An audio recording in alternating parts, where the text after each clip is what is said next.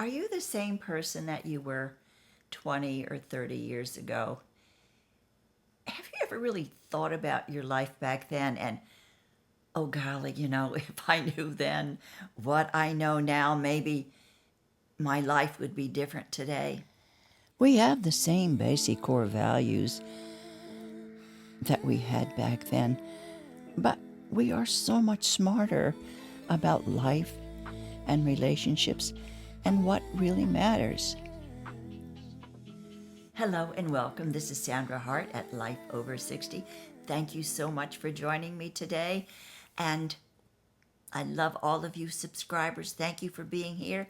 And if you're new to my channel and you want to join this wonderful community and not miss a video, just click on the subscribe button, and we'd love to have you come along with us on this pro-aging journey that we are all on. I had a lot of time to think, as I said before, and I'm going to share with you 5 important skills that I think that have served me very well in life and have gotten me to where I am today. The last video I did was trying to find your true self. We talked about our ego selves and our true selves. But I think possibly the very first thing that I think has helped me along in life is that I've always tried to be honest with myself. Who are you? What can you do? What are your talents? And what would make you happy? What are you not good at? Now, I would never be a good doctor or a nurse because that environment scares me. I wouldn't be a good accountant because I hate fussing with numbers. I'm a creative being.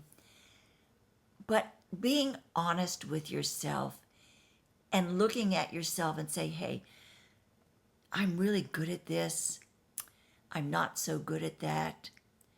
I would be a great entrepreneur. I would be a great lawyer. I would be a great mother.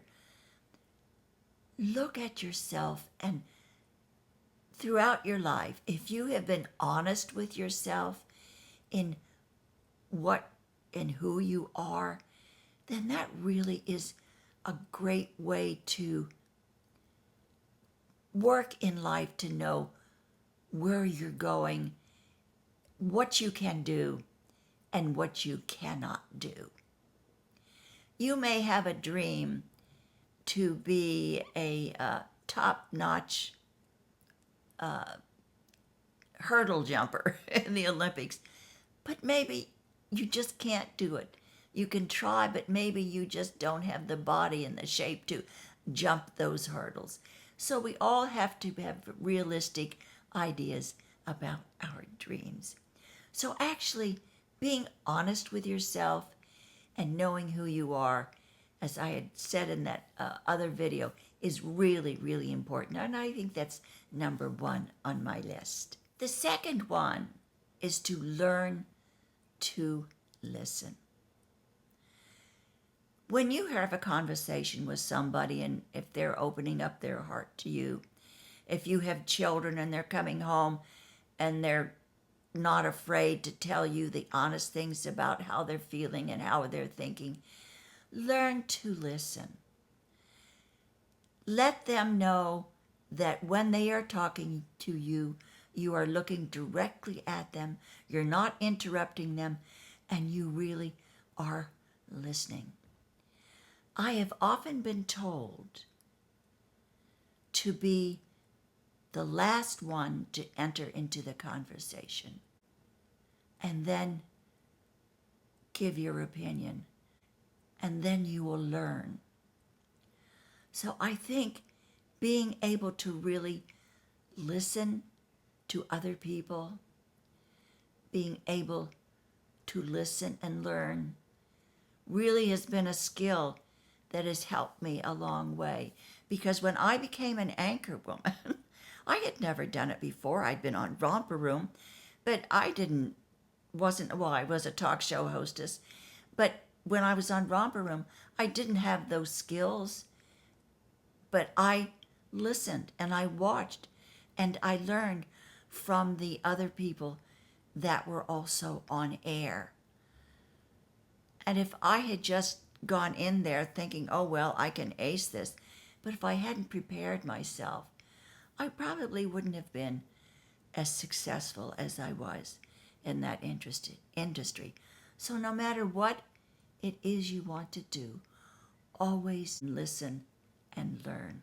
The third one is to be effective and not busy. Oh, how I have been so guilty of this.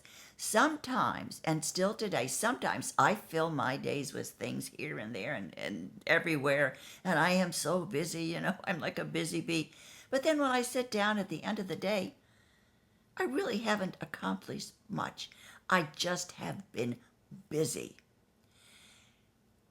If we learn to lead a productive day and fill it with constructive things and not just busy things that don't really have an outcome, a possible and positive outcome, then we have wasted that day. And I know you can't stick to this every day, but most days, don't just have a busy day. Have an effective day that gets results. And that's right for college students.